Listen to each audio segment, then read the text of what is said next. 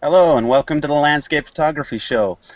We're really excited. We have some special guests with us tonight, Jay Patel and Varina Patel, and they are professional landscape photographers and teachers.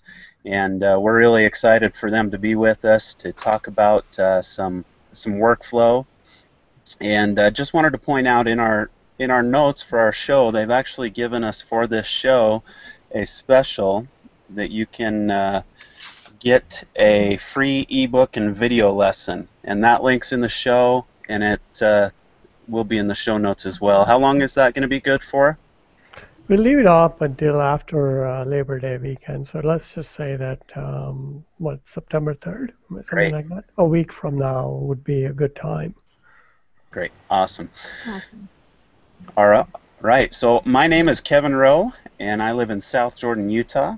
And my favorite thing to do is put my camera gear on my back and hike up into the mountains and bring back photos. So I work with the landscape photography theme as well as the landscape photography community. And Tom, why don't you introduce yourself? Okay, thanks, Kevin. I'm Tom Hurl, and I live in Carmel, California. I get out and shoot the Central Coast as well as the Sierras, my two favorite places. And I'm also involved in the landscape photography theme and panelist on the show. So I'll pass it along to Margaret. Hi, everyone. I'm Margaret Tompkins, and I'm in the Kansas City, Missouri area. And I, too, like to get out there and shoot landscape photography. I'm retired and enjoy working on Google+, and I support the landscape photography community and the landscape photography theme. And Jim Worthman. Hi everybody, I'm Jim Worthman. I'm based in Phoenix, Arizona, and I love getting out and shooting not just the red rocks in Sedona and up around the Grand Canyon, but all the diversity in the Southwest. It's a wonderful place to be if you're a landscape photographer. I also participate on the landscape photography theme and community. Great, thanks.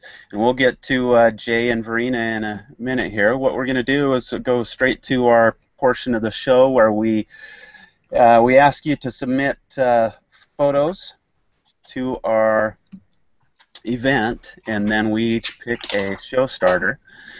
And these are we'll go through the ones that we've chosen here.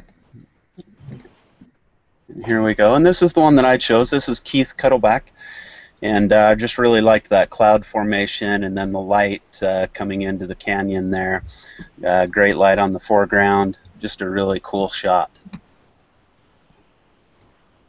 And Margaret. Can you see yours, Margaret? Not yet. There it is. This is Kyle Jones, one of our regulars in the landscape photography community and the theme. And this is Zion, the subway that's there. I just love the colors and the light and how the water, kind of the high captured there. Just a beautiful photograph from Kyle Jones. Great, thank you. And was this Tom? This is mine, Jessica Macro.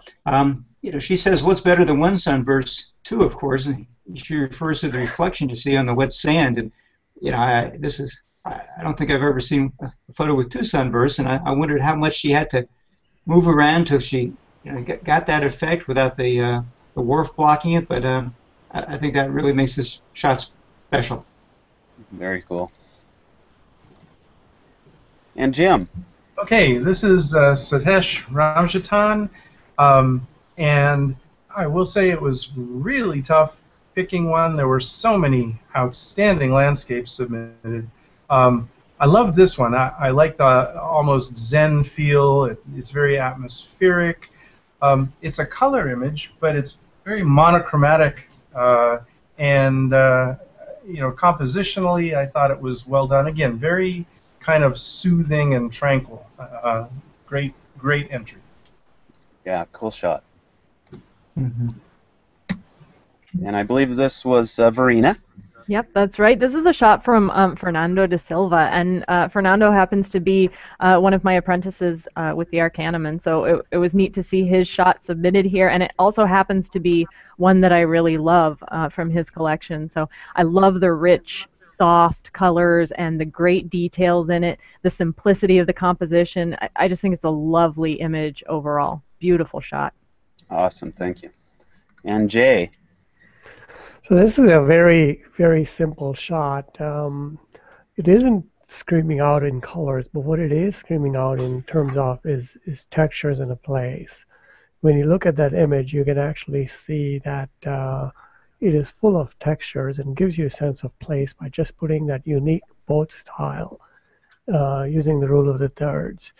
So awesome image, great control of the light and exposure. So well done. Awesome. Great, thank you. It really was. There was a lot of great photos this week, so there's a lot of them in there that I wish we could have chosen, but the show would go on forever if we talked about all of them. So I'm going to go over to Margaret. And Margaret, if you'll just introduce us to Jay and Varina and tell us a little bit about what you know about them, and then we can go on to their presentation. Oh, my pleasure. Jay and Varina founded the landscape photography community, and they are two of the best landscape photographers, I think, that are on Google+. And not only are they very good at creating their own landscape images, they are great at teaching others, those of us that are trying to be good landscape photographers, trying to bring out the best in us and teaching us how to do it. So I'm just thrilled that we've got this show on Field Workflow here tonight. So I'm going to turn it over to Jay and Varina, and I intend to learn a lot here tonight. Thanks for your kind words, Margaret. We appreciate it. And It's a pleasure to be here. We try to get here as much as we can, so we'll hope to see everybody again. So I don't think we need to introduce ourselves. Margaret, is that correct, or do you want me to say something, or what? It's up to you. If you'd like to, you're welcome to say whatever you'd like. Well, I'll just introduce Varina, and then Varina can introduce me, and then we can go from there. So this is my beautiful wife, Varina Patel. And she's just as talented as she is gorgeous. So what can I say? I lucked out marrying another photographer. When we go out and shoot, it's like a date for us. So if you want to see her work, she has a unique style of her own, a very simplistic style. And go to photographybyvarina.com. And you can browse through all her work and portfolio and teaching materials and everything else that is up there. All right, and I will introduce Jay. So Jay Patel is a landscape photographer. We've been working together for, 8 years, 9 years, maybe? Long time. And yeah, he has some nice work too. Mine's better, but you know, he tries. No. But yeah, it is a really neat thing to be able to work with, you know, my husband, to be able to travel with him. We have a lot of fun out there, and it's a pretty amazing job. You can find his work at jpatelphotography.com, and also at visualwilderness.com. You can find all of our courses and ebooks and things there too. Okay. All right. So let's get on today's topic. So what we're going to do is I'm going to go ahead and, Kevin, give me a second, and I'll share one of the blog posts that we just put out. And then I'm going to jump into the topic about workflow and what we define as a workflow. So let me do see if I can do this. Can you guys see this? Yep. All right. So if you go to Visual Wilderness or one of our websites, whichever one you guys want to go to, you'll find two posts that we put out. And the title of the post is very obvious and very relevant to the community, is how do you take great landscape photos? So we ask these questions all the time, and we get lots of different answers. A lot of people stress things like, oh, you need to be great at post-processing. It's all about Photoshop, or it's all about camera, or it's all about film if you are still using film. But we can break down how to take landscape photos in two distinct groups. And the first one that I'm going to talk about is technical skills. So we can all sit around and argue what technical skills is, but I'm going to show you guys two examples and see what you think about this. So here's one example. I'm going to talk to the panelists and ask them a question is, this is my photo. I took this, I don't know, when I first actually got my hands on a DSLR back in 2001. And same location, but a photo I took a little bit later. So now, tell me what went wrong in this photo. What do you guys think? Looks like you were metering on the bright spot in the background and everything else went a bit dark. Yeah, actually the bright spot over here is also overexposed, right? Yeah. What about right there? What do you guys see? Not in focus, yeah. Yeah, it's not in focus. Oh, and your color balance just hurts. Yeah. I'm glad somebody pointed it out. It looks kind of bluish, right? Yes. And the greens are too saturated, perhaps. So, so this is what I call technical skills.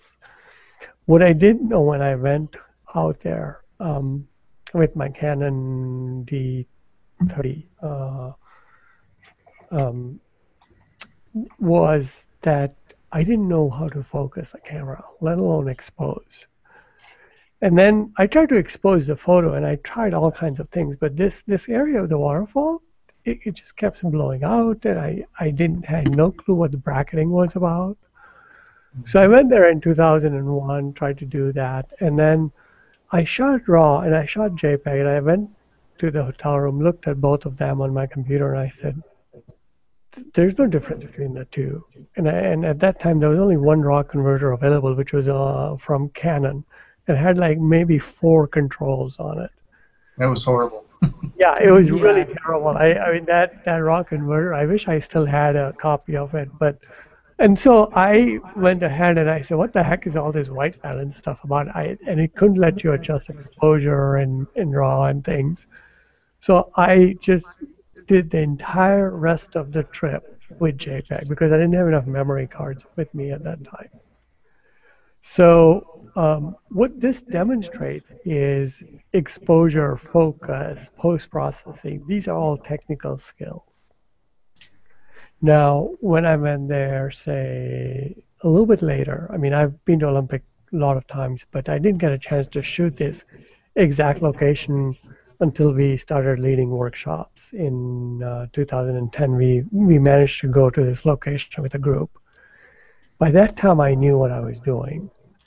And not only was I able to focus correctly, but I was able to expose correctly. If I were to take this image, blow it up, and look at the histogram, no part of the image is overexposed. The color balance is perfectly natural color balance, as you'll find when you go there. And what I had done between those two times is I had developed my technical skills to be able to capture an image like this. So the question always comes up when I tell people, I say, what do you need to capture great landscape photos? And people says, I need to learn to expose, I need to learn to focus. But while all those things are necessary, it does not guarantee you a great landscape photos. So what do I mean by that? So let me give you guys an example. And the second blog post addresses the part 2 of the question, which is workflow. Now the question that I'm going to ask you guys on the panelist is to take a look at these 2 photos. Here's a photo I took in, I don't know, I think the caption says it 2003, I believe.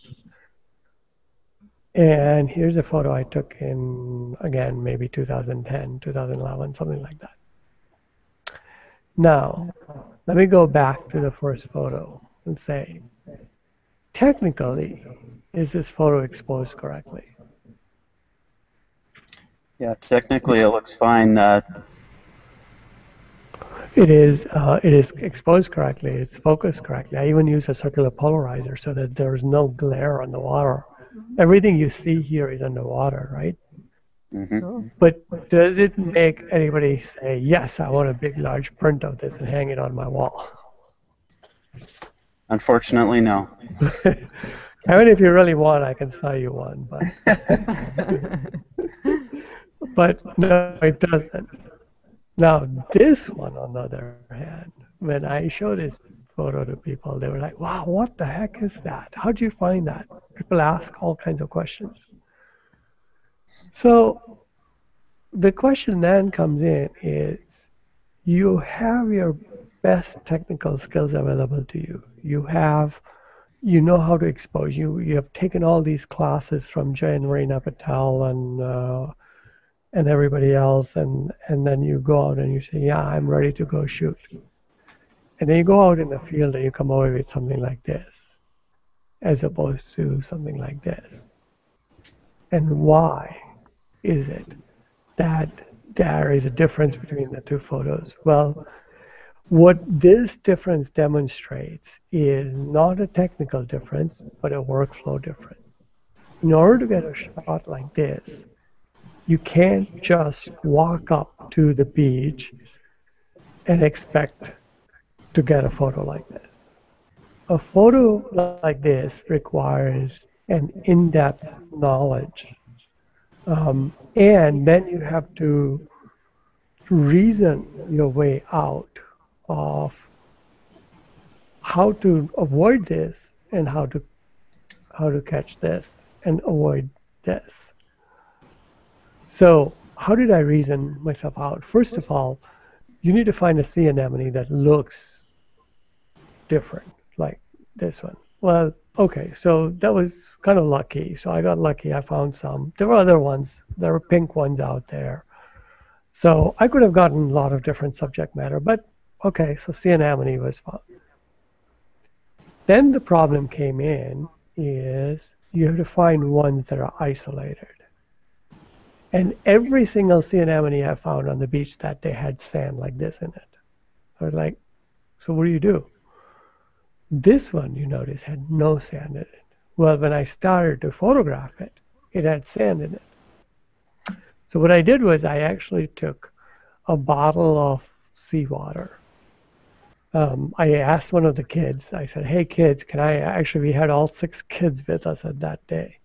And they were all playing in the water. And I said, hey, does anybody have an empty water bottle? And one of the kids had already finished his water. And I filled it up with seawater. And I poured it down on the right side over here. And it created a current. And that current washed away all the sand. Now, if I had taken that photo and found it in a location like this, the sand from here would end up back in the sea anemone. So what I had to do was I had to find a location where it was covered in rocks. So these things are attached to rocks. And sure, there was sand, but the sand was from a different part of the beach that got deposited as the tide went out. Now, the other thing that happened was that when I found this sea anemone, the water level was very low in the tide pool. And when their water level was low, what happens is if one of these tentacles touches the surface of the water, it forms what they call a meniscus. So by putting the extra seawater, I raised the water level up enough so that the entire sea anemone was then underwater, and those meniscus went away. And it's trust me, it's very difficult to Photoshop those out when you have 4 or 5 of those around. So those are the 2 things I did to clean the sea anemone. Then the other thing was to photograph it. Well, I needed a fairly high shutter speed, but I also wanted a pretty broad depth of field. So I was trying to get away with something like f10 and high shutter speed. So as soon as I mounted my circular polarizer, it acted as a neutral density filter, and my shutter speed was then cut down. So what I said is I have to find a way to take the photo without using without using a circular polarizer. So what I did was I positioned myself so the sun was behind me. And then I waited. I waited until the sun was as low to the horizon as possible before going into a cloud bank. And what happened was the light of the sun would come in from behind me, and because it was so low, the light would fall on the sea anemone and bounce back.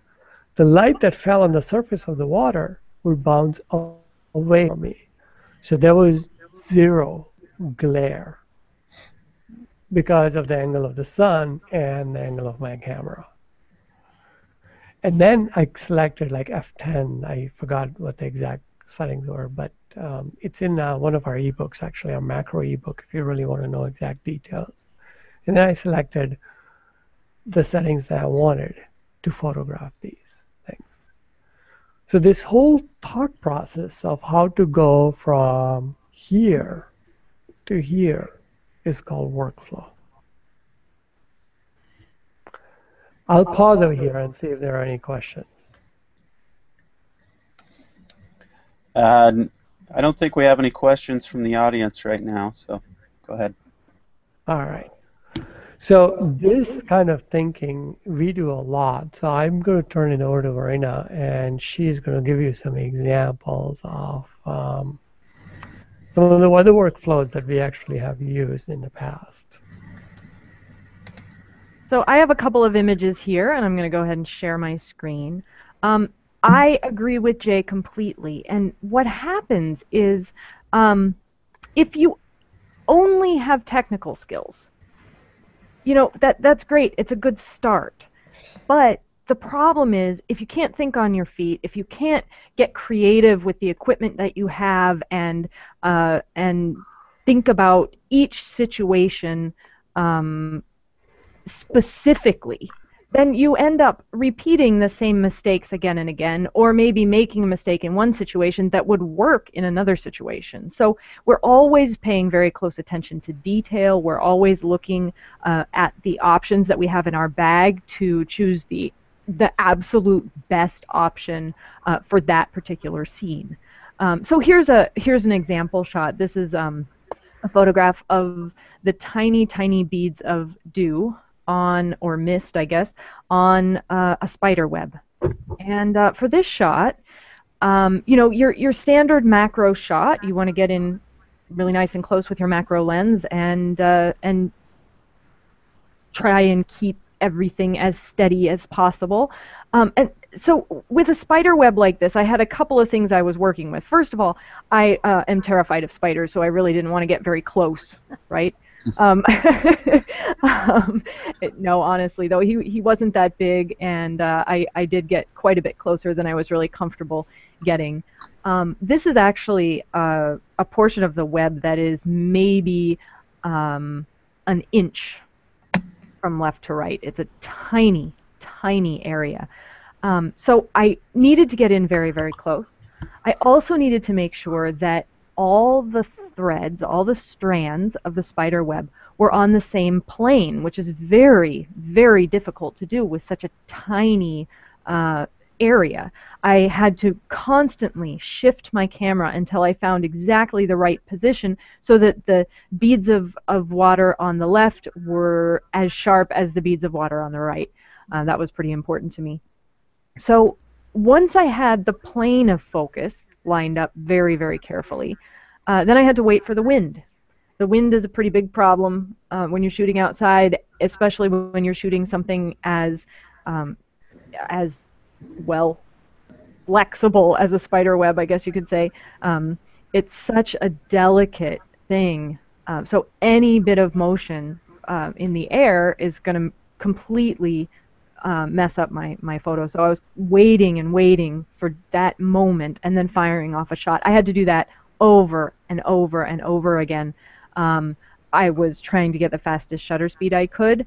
I needed to keep my camera perfectly aligned with the web, and sometimes it would shift a little bit. You know, it was attached to leaves, And so if the leaves shifted, the web shifted, and that meant I had to shift my camera too. The background was important to me. I wanted to make sure that it was completely green, not any bright areas, no very dark shadows, just a nice gradient of green. And that meant choosing a part of the web that was fully green behind. There were areas where little sticks would come through or little bits of light were coming through. And one of the most important things is the composition here. You'll notice that I have a little bit of a pattern going. I have a Y shape and then a line, a Y shape, and then a space, a Y shape, and then a line. That was really important to me. That was exactly how I wanted this to be. I tried every part of that web until I found the area that felt just right, and then I had to align my camera accordingly. So all of those things are important. And then I start looking in at the very, very tiny details. I zoomed way in on the back of my camera as far as I could to check and see what the reflection in each of these little beads looked like. Needed to make sure it wasn't blown out, needed to make sure that I could see the details there. So that was a matter of very carefully adjusting the focus on the back of my camera. I used the live view focus adjustment. I zoomed in to 10 times actual size, and I used the autofocus at first and then ended up shifting to manual focus because the web kept shifting in the breeze, and I often find that manual focus is just a little bit more precise than autofocus, even with the really good controls in live view. And then I had to keep going back and forth to the left and to the right, checking to make sure that the beads of dew on the right and the beads of dew on the left were equally sharp, as I said before. So all of these things came together, and then I took it into Photoshop when I got back.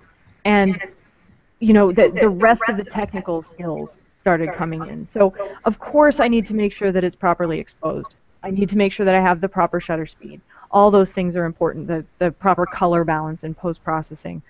But the workflow, how you set up your camera, what equipment you choose out of your bag, which lens you use, all those things have a pretty big impact on the finished image. Anybody have any questions on that one before I move on to the next one?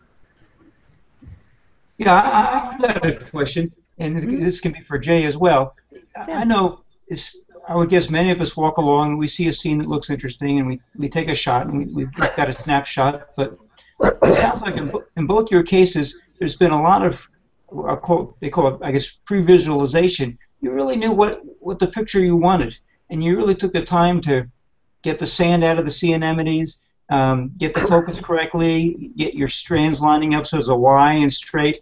You really had a good idea what you're looking for out of this shot, and probably spent a fair amount of time to achieve that. Is that part of it? Yeah, absolutely. I think so. Now, there are certainly times where I just grab my camera and take a few shots and later on take a look and say, hey, I like that. But really, I would say 99% of the time, I have a picture in my head. I get out of the car or finish my hike, get to the location. I just open my eyes, and it's an amazing transition between focusing on other things, focusing on getting there, focusing on the heaviness of my bag or whatever it is, and then that transition to, okay, now I'm sort of in this hyper-aware state. I'm paying very close attention to my surroundings, looking for my subject, and once I find it, I am very quickly creating an image in my head. It's there, and I'm saying, okay, now how do I achieve that? What settings, what equipment, what workflow do I need in order to achieve that image that I've created in my head? How do I share that image with you? So let me add to that is Varina is right. One of the things we try to explain, Tom, in our latest course, Behind the Lens course, was is this workflow, this pre-visualization, as you call it, it's not that difficult for people I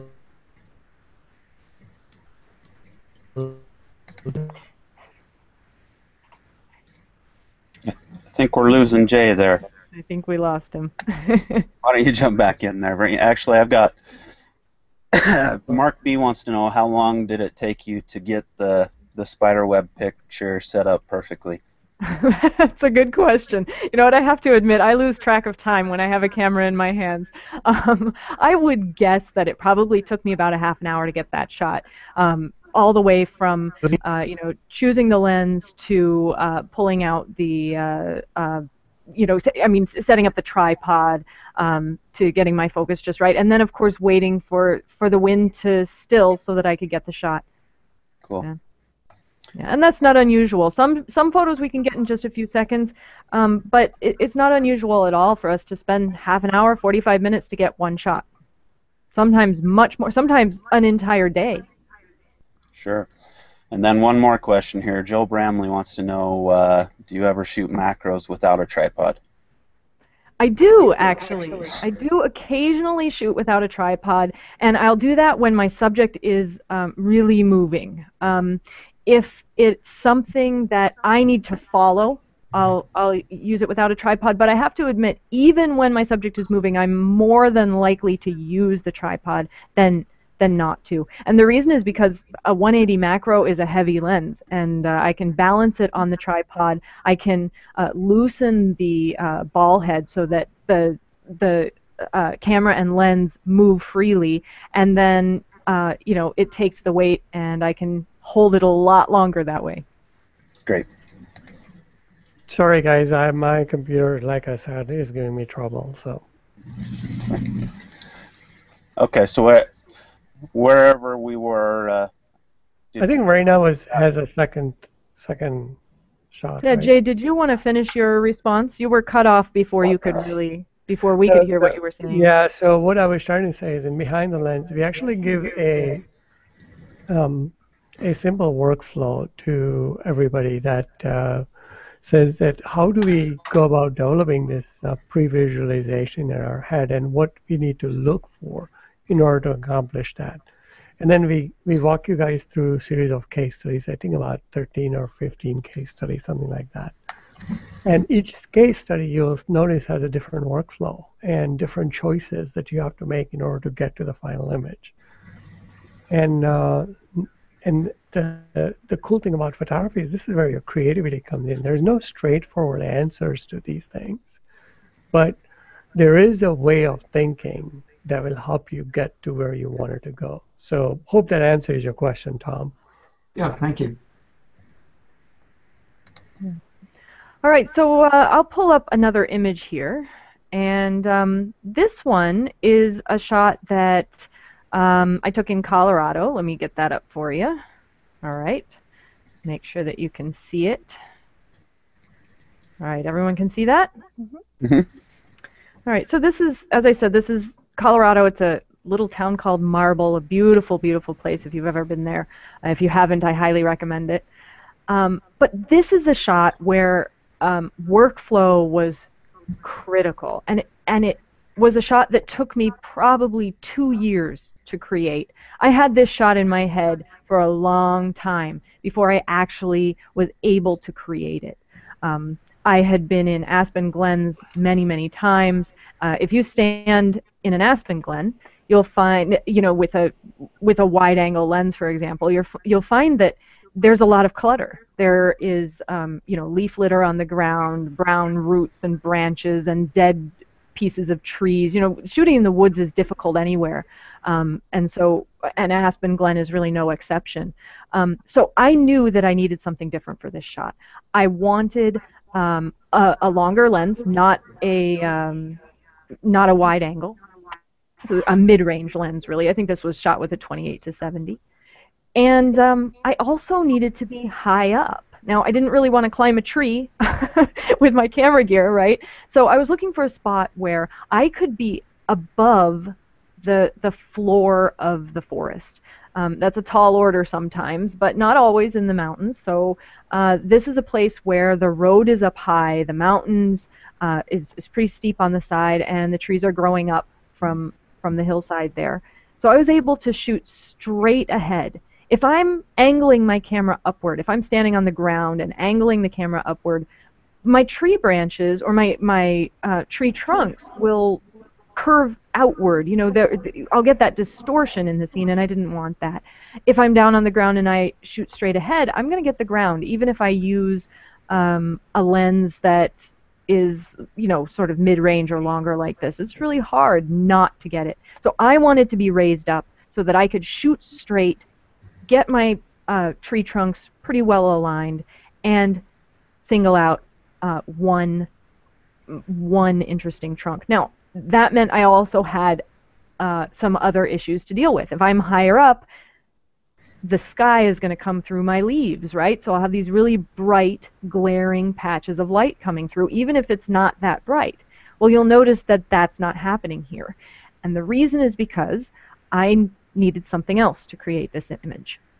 Behind this steep hillside that I'm shooting on is a mountain, and the mountain is completely covered in aspens. And at this time of year, they're all gold. So not only do I have these trees down low so that I can get this aspen glen in front of me, but I have also blocked the sky. I don't have to deal with the sky in this photo. I have a mountainside behind, and it gives me a perfect backdrop for this image. It's very far away, but it covers the sky completely.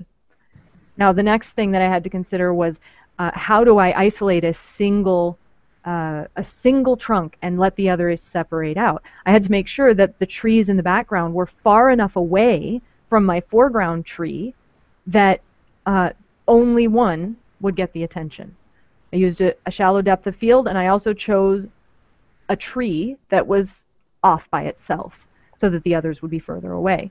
Now, there's a little secret hidden in this photograph. There is actually another tree, just in the wrong place. It was in between this tree in the foreground and the trees in the back, and I shifted until that tree branch was hidden behind the tree I'm shooting here because I didn't want it. It was a distraction. It was a little bit dead, it was a little bit broken, and it really took away from the finished image. It was a distraction. So all these things had to come together in order for this image to happen. It's not an easy image to create, and yet I also wanted to convey this sense of serenity, simplicity, and the feeling of autumn in it. And so, you know, the colors mattered, the depth of field mattered, the light, overcast light was important. No patchy lighting here coming through the leaves. You know, I wanted to avoid that. The thought process behind a photo like this, it doesn't seem like it's a big deal, but I think that's what Jay and I are both trying to get across. The idea that it's the thought process behind the photo, not the moment when you hit the shutter, that matters. Okay. All right, so any questions about that one? I don't think so. Okay, great. You did too good at explaining it. Well, good. Good. Oh, and it looks like we've lost Jay again, huh? We lost him, so I guess it's all on you. Oh, well, that's all right. I'm glad he got the important part out of the way at the beginning there, then. He may be able to get back in. Yeah, he might be coming in. Yeah, well, speak of the devil, there he is. Let me ask a question while he's coming all the way back in here. Joel Bramley again asks, do you ever take a photo with the intention of cropping to get the desired end result? Yeah, there are times when I do that. Most of the time I try and get it right in the camera. That's, you know, that's just default for me. I really like to get it right in the camera. I can save time in Photoshop and spend more time in the field. But there are times when I can't get close enough, or you know, my subject is such that I don't want to get too close. You know, how close do you want to get to a bear? Right?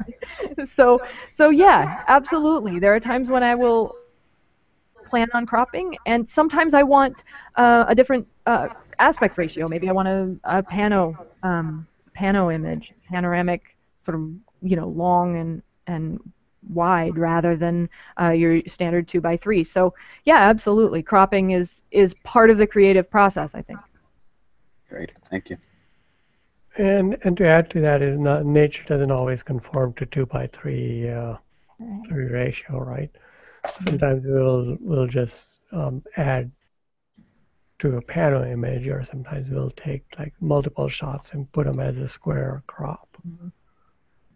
Mm-hmm.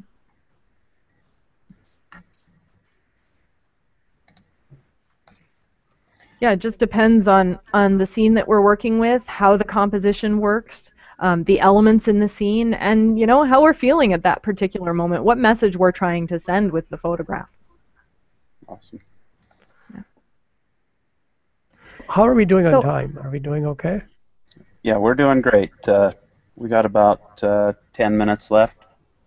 All right, great. So Jay, do you want to move in and show one of your images and talk about your workflow a little bit? Yeah, so let me talk about a couple of other things and a couple of other workflow. One more unique workflow that not a lot of photographers actually use.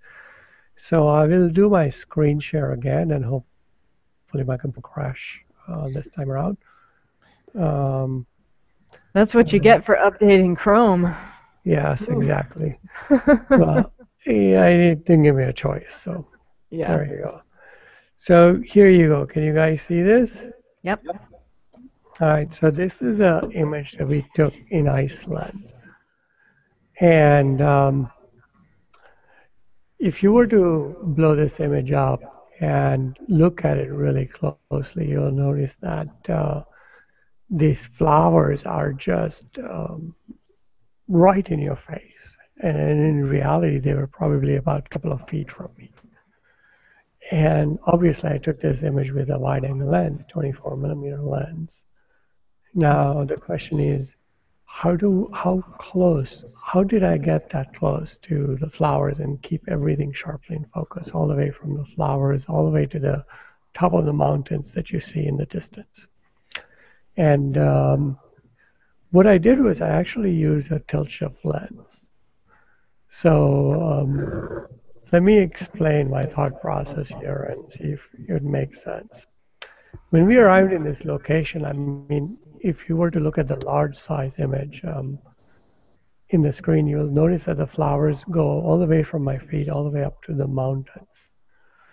So when I stepped into the field, there was almost no place for me to get away from the flowers. They were all right, like a couple of feet from me.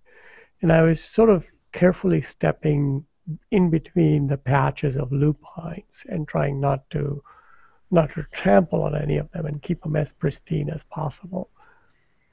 And on top of it, it was very windy. So there was like wind blowing back and forth these lupines. And as you know, the tall flowers, they shake in the wind a lot.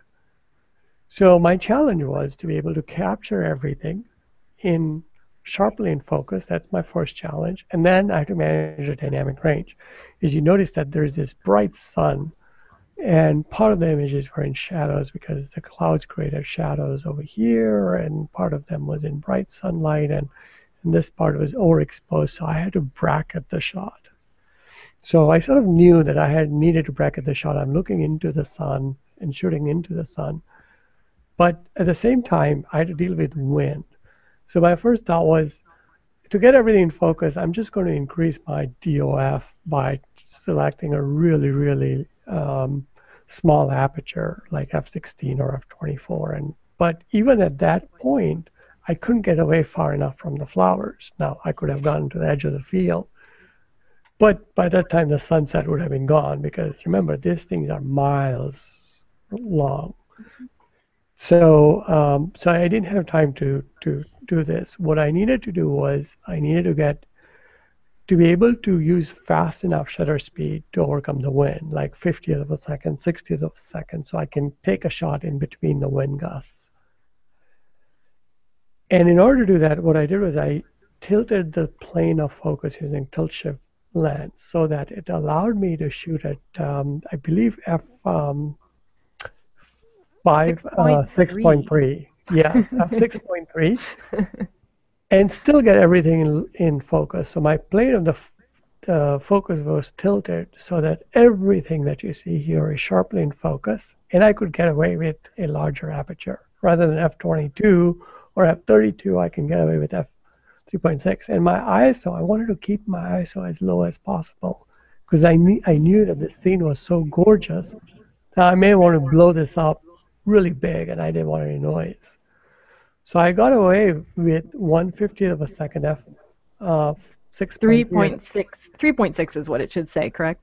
No, no, What 6.3. does it say? Oh, 6.3, I'm sorry. Yeah, at ISO 100. Yeah. Now remember, this is a 24 millimeter lens, and these flowers are only a couple of feet from me. If you were to calculate hyperfocal distance on a normal 24 millimeter lens, you'll find that you need, I think, f32 or f64 or some ridiculously small aperture to get everything sharply in focus. And I was able to overcome that and use a fairly large aperture, f6.3, 1/50th of a second, to keep everything in focus. Now, on top of that, once I did that, I set up the shot, I set up my focusing, everything was correct. Then came the challenge of bracketing. So then I had to make sure that I had enough detail captured in the darkest of the areas over here and lightest of the areas. So I needed to make sure that my shot that I was taking for the dark areas or the foreground had enough speed, which is 1/50th of a second. And then I ended up taking 3 shots, bracketed, checked the histogram, checked the focus after the shots were done, and then came home and put together in Photoshop and combined them together. But without that essential workflow in the field, there was no opportunity for Photoshop to get this image and try to make something out of it. Does that make sense? Mm-hmm. Definitely. That's gorgeous. Any questions? The only question here is what focus mode do you use? Ever use manual focus? Aha. So we often use manual focus, especially when shooting with macro. And by the way, to let you guys know, tilt shift lens does not have autofocus. The whole lens is a manual focus lens. There's no autofocus mechanism on it. So you have to use live view in combination with zoom on the live view and manual focus on the tilt shift lens. Varina? But I think we should also point out that there's nothing wrong with autofocus. We sometimes have students who think that if they're using auto that they're doing something wrong. They try and hide it from us a little bit. You know, oh, don't look, I'm using autofocus. You know, there's nothing wrong with autofocus, and when it works, why not use it? You know, we use it when we're shooting wide angle. We use it when we're shooting with a mid-range lens. A lot of times with a macro lens, like Jay said, I'll use autofocus just because I can get an image sharper, just a little bit sharper, but that means a lot with macro using a manual setting. And of course with the tilt shift lens, as Jay said, that's the only option. So yeah, we're comfortable in both, and I think the best thing is to know your own limits, whether or not your eyesight is good enough that you're going to be able to use manual focus effectively, and whether or not you know, you understand the focusing mechanism in your camera, you have the technical skills that Jay was talking about before, to make sure that your focus is spot on. Great. Okay. I have a little. I like to use manual focus, but sometimes when I'm hiking up in the mountains, I get a bunch of sweat in my eyes. Yeah.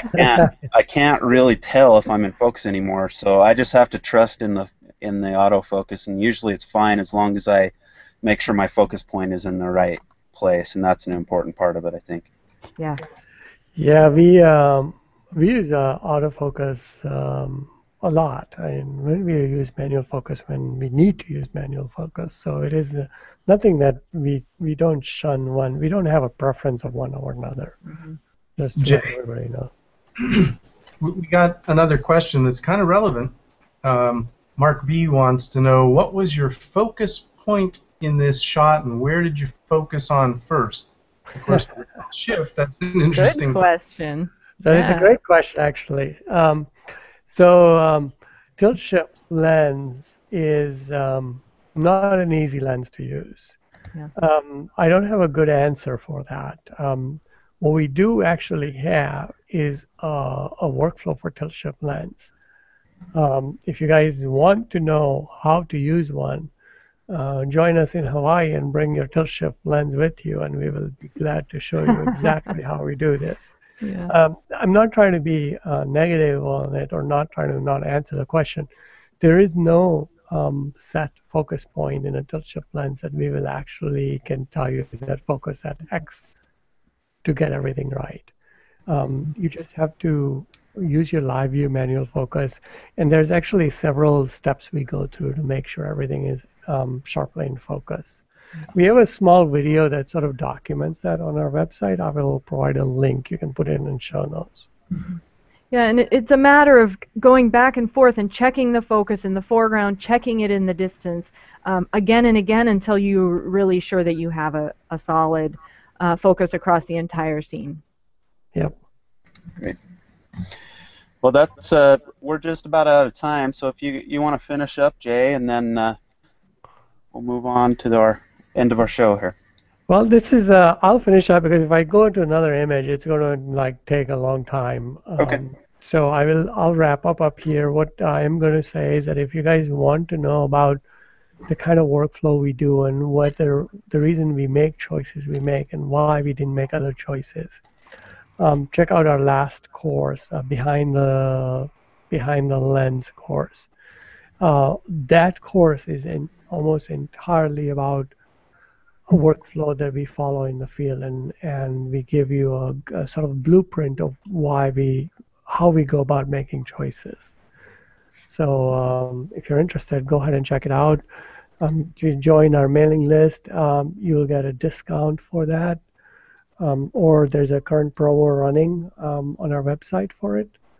So either one will work, and hope to see some of you there.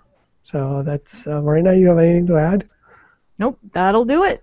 Let's wrap it up. Great.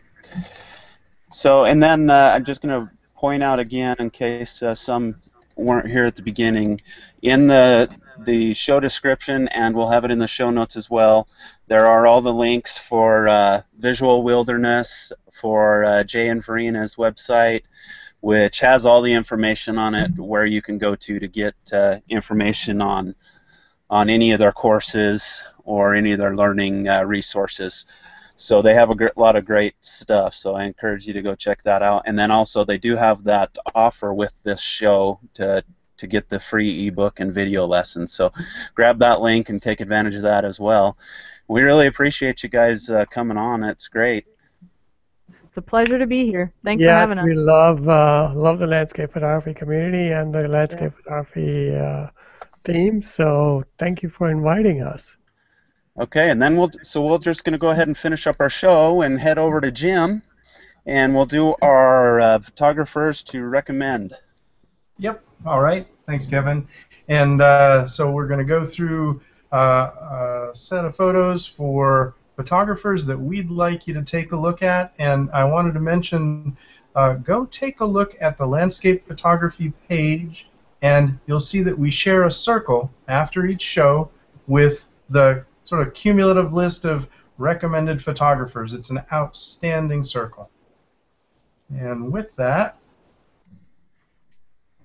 well, the share didn't take. Let me try that again. And share my screen.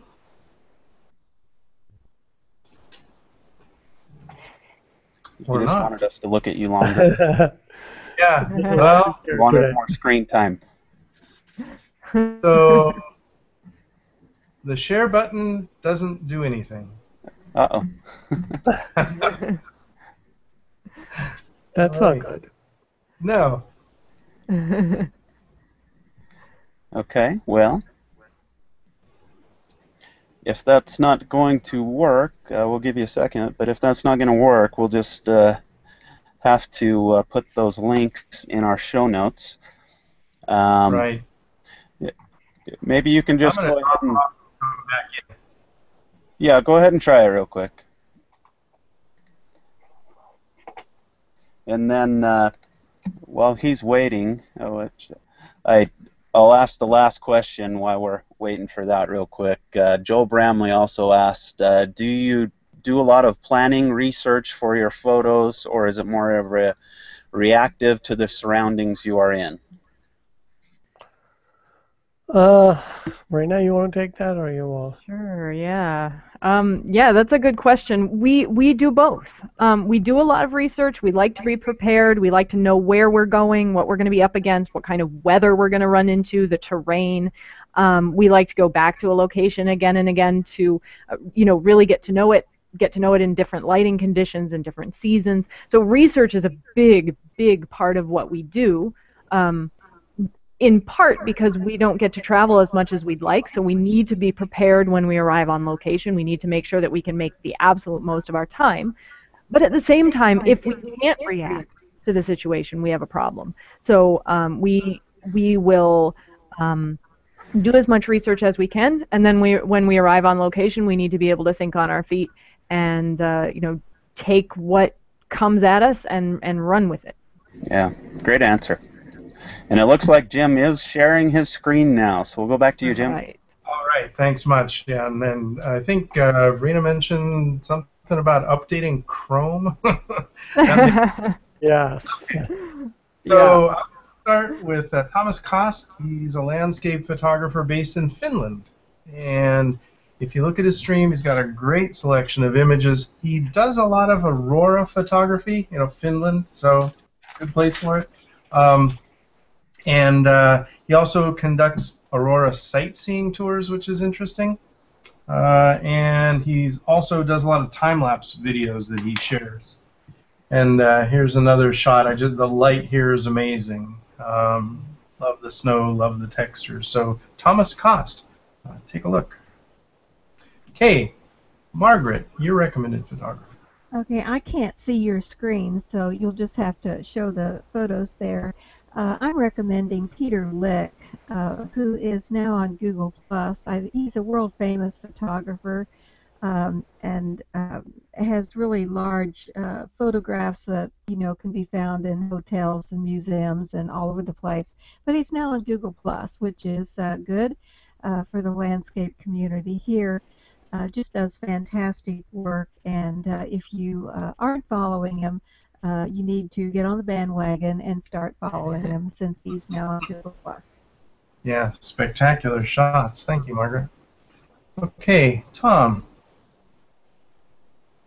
I picked Stan Showalter, who is a photographer in Denver, Colorado. He's got wonderful mountain scenes, and in particular, I picked the sunflower one because these sunflower shots always seem so happy. The bright yellows and the colors in the background, and I thought this was interesting with the contrasting the clouds in the distance. So I particularly like this shot. And if you flip to the next one, you see one of his mountain shots. So I love to go to the mountains, as Kevin mentioned, and enjoy seeing Stan's work. So I'd recommend following him. Good. Okay, thanks, Tom. Let's see, Jay. I think this is yours. Yeah, so I'm recommending Rosie Nixon.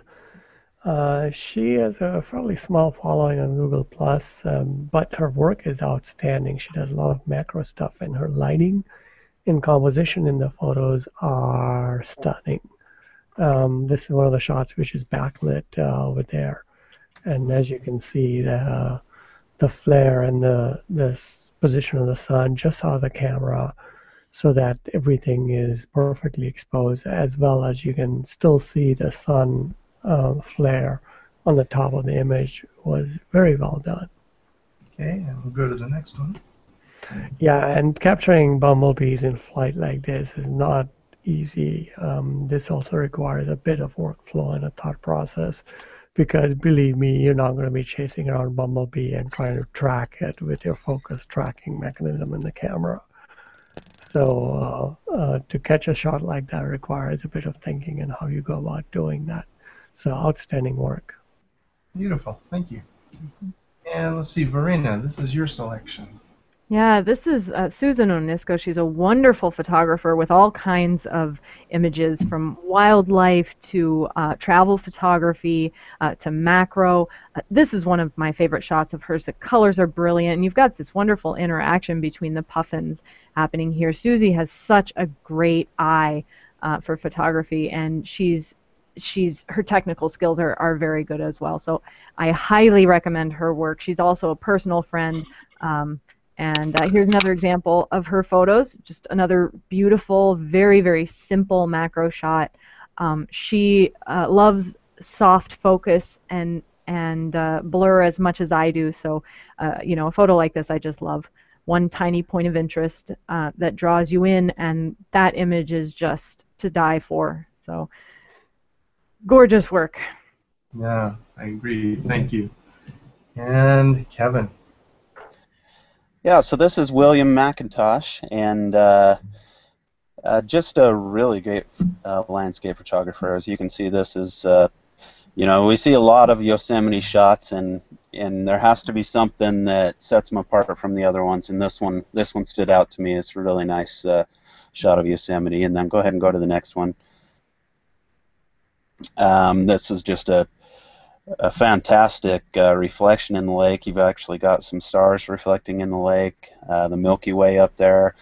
Really, really great shot. And he's a really wonderful photographer. Doesn't have a real big following, so jump on there and check him out, and you'll enjoy his work. Yeah, amazing stuff. And I noted one had almost over 2,500 pluses, and he doesn't have a huge following. Yeah. Mm-hmm. Yeah.